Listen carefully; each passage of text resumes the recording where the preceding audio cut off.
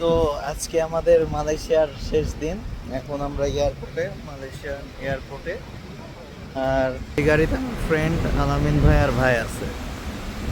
তো মালয়েশিয়া আসতে আমাদের আপ ডাউন যে যাওয়া আসার ফ্লাইট ফেয়ার পড়েছে 38,000 টাকা প্রতিজনের 38,000 টাকা করে পড়েছে।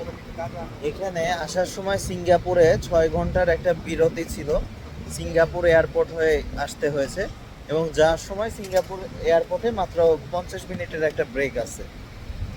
আর আহ, আর কি এখানে থাকার খরচ ধরেন পার ডে হোটেল ভাড়া 3500-3000 ধরবেন।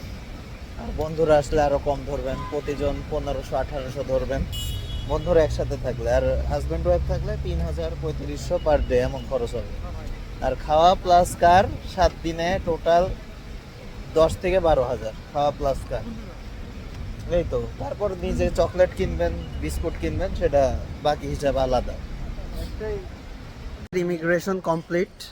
তো আমরা এখন যাচ্ছি, ইমিগ্রেশন কমপ্লিট করে এখন ফ্লাইটের উদ্দেশ্যে যাব। ও এখানে চেক ইন হবে, এখানে ব্যাগ লাগেজ চেক হবে, ব্যাগের মধ্যে কোনো অবৈধ জিনিসপত্র থাকলে আপনাকে ধরবে। তারপর ওই যে পিছে ওইটা তো দেখাতে পারলাম না। তো মালয়েশিয়াতে আসার সময় নতুনরা, মানে নতুন যারা ট্যুর দিচ্ছে, মানে ফার্স্ট টাইম মালয়েশিয়া আসবে, বিভিন্ন গ্রুপে দেখছিলাম যে ফার্স্ট টাইম মালয়েশিয়া আসলে হ্যারাসমেন্ট হয়, অনেক কিছু জিজ্ঞেস করে, ডলার চেক করে, আবার অনেকে যাইতে দেয় না। তো এমন কিছুই না আসলে, এগুলা ভয় দেখানো। যারা জানে না, কথা বলতে পারে না, তারা এইসব বলে, বুঝছেন। বাংলাদেশে যখন ঢুকলাম ইমিগ্রেশন পুলিশ আলাদা রুমে নিয়ে যায়, ঠিক আছে, আমাদের 5 জনে নিয়ে গেছে, আলাদা বসাইছে, কাগজপাতি চেক করছে।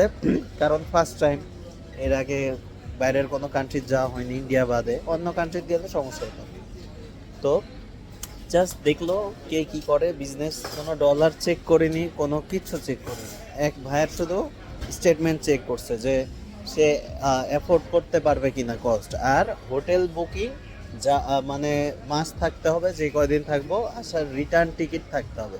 এই just hotel booking confirm, return ticket confirm, এই দুইটা থাকলে আপনার কাছে ডলার এন্ডোর্সমেন্ট করা থাকলো কার্ডে।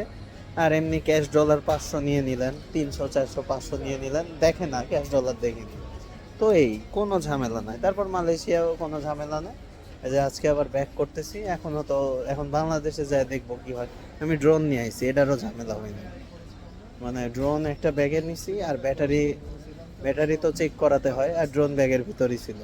ব্যাটারি সহ ড্রোন থাকলে তো আবার আটকাই যাবে।